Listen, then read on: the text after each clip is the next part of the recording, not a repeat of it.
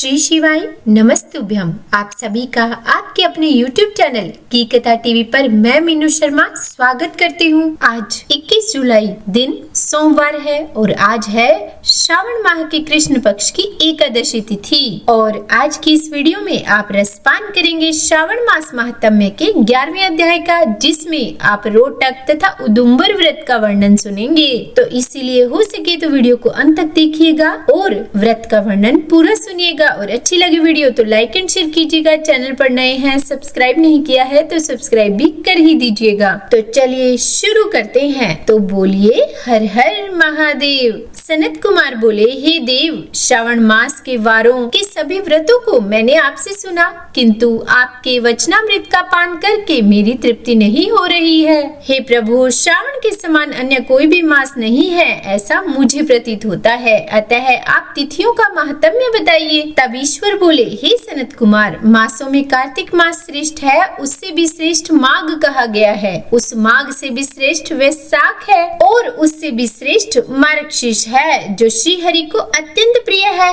विश्व रूप भगवान से उत्पन्न ये चारों मास मुझे प्रिय है, किंतु 12 मासों में श्रावण तो साक्षात शिव का ही रूप है। हे सनत कुमार, श्रावण मास में सभी तिथियां व्रत युक्त हैं, फिर भी उनमें प्रधान रूप से कुछ उत्तम तिथियों को आपको बता रहा हूँ। सर्वप्रथम मैं तिथि तथा वार से मिश्रित व्रत को आपको बताता हूँ। श्रावण मास में जब प्रतिपदा तिथि में सोमवार हो तो उस महीने में 5 सोमवार पड़ते हैं। उस श्रावण मास में मनुष्य को रोटक नामक व्रत करना चाहिए। यह रोटक नामक व्रत 3.5 महीने का भी होता है। यह लक्ष्मी की वृद्धि करने वाला तथा सभी मनोरथों को सिद्ध करने वाला है। हे मुने, मैं उसका विधान बताऊंगा, आप सावधान होकर सुनिए। श्रावण मास के शुक्ल पक्ष में प्रतिपदा तिथि को जब सोमवार हो तब विद्वान प्रातः काल यह संकल्प करे, मैं आज से आरंभ करके रोटक व्रत करूंगा। हे सुरश्रेष्ठ, हे जगत गुरु, मुझ पर कृपा कीजिए। उसके बाद अखंडित बिल्वपत्रों, तुलसी दलों, नीलोत्पल, कमल पुष्पों, कहलार पुष्पों,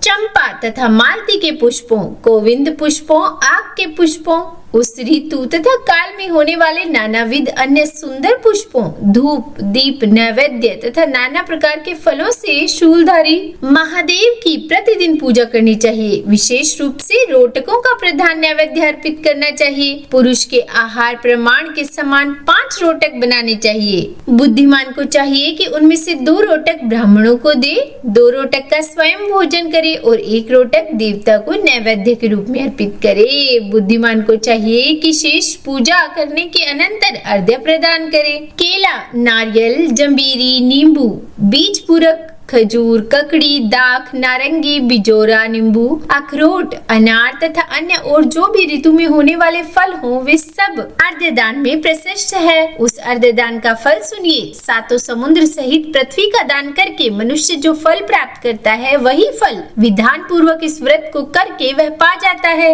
विपुल धन की इच्छा रखने वालों को यह व्रत 5 वर्ष तक करना चाहिए। उसके बाद रोटक नामक व्रत का उद्यापन कर देना चाहिए। उद्यापन कृत्य के लिए सोने तथा चांदी के 2 रोटक बनाएं। प्रथम दिन अधिवासन करके प्रातः काल शिव मंत्र के द्वारा घृत तथा उत्तम बिल्व पत्रों से हवन करें। हे तात, इस विधि से व्रत के संपन्न किए जाने पर मनुष्य सभी वांछित फलों को प्राप्त कर लेता है। हे सनत कुमार, अब मैं द्वितीय के शुभ व्रत का वर्णन करूंगा, जिसे श्रद्धा पूर्वक करके मनुष्य लक्ष्मीवान तथा पुत्रवान हो जाता है। उदुम्बर नामक वह व्रत पाप का नाश करने वाला है। शुभ सावन का महीना आने पर द्वितीय तिथि को प्रातः काल संकल्प करके बुद्धिमान को विधि पूर्वक व्रत करना चाहिए। इस व्रत को करने वाला स्त्री हो या पुरुष, वह सभी संपदाओं का पात्र हो जाता है।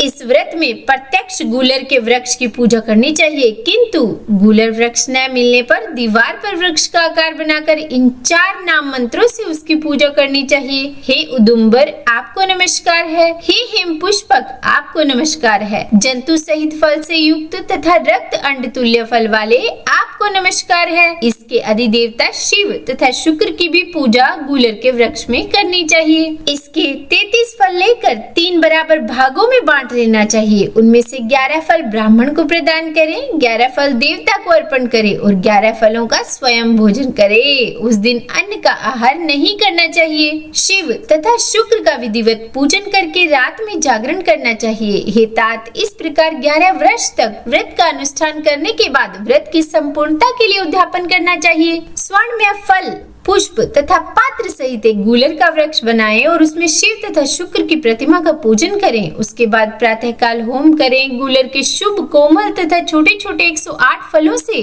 तथा गूलर की समिधाओं से तिल तथा घृत सहित होम करें। इस प्रकार होम कृत्य समाप्त करके आचार्य की पूजा करें। उसके बाद सामर्थ्य अनुसार 100 अन्यथा 10 ब्राह्मणों को ही भोजन कराएं। हे वत्स, इस प्रकार व्रत किए जाने पर जो फल होता है उसे सुनिए। जिस प्रकार यह गूलर का वृक्ष बहुत जंतु युक्त फलों वाला होता है, उसी प्रकार व्रत करता भी अनेक पुत्रों वाला होता है और उसके वंश की वृद्धि होती है। यह व्रत करने वाला स्वर्ण या पुष्पों से युक्त वृक्ष की भांति लक्ष्मी प्रद हो जाता है। हे सनत कुमार, आज तक मैंने किसी को भी यह व्रत नहीं बताया था। गोपनीय से गोपनीय इस व्रत को मैंने आपके समक्ष कहा है। इसके विषय में संशय नहीं करना चाहिए और भक्ति पूर्वक इस व्रत का आचरण करना चाहिए। तो बोलिए हर हर महादेव। इस प्रकार श्री स्कंद पुराण के अंतर्गत ईश्वर सनत कुमार संवाद में श्रावण मास महात्म्य में प्रतिपदारोटक व्रत, द्वितीयोदुम्बर व्रत कथन नामक 11वां अध्याय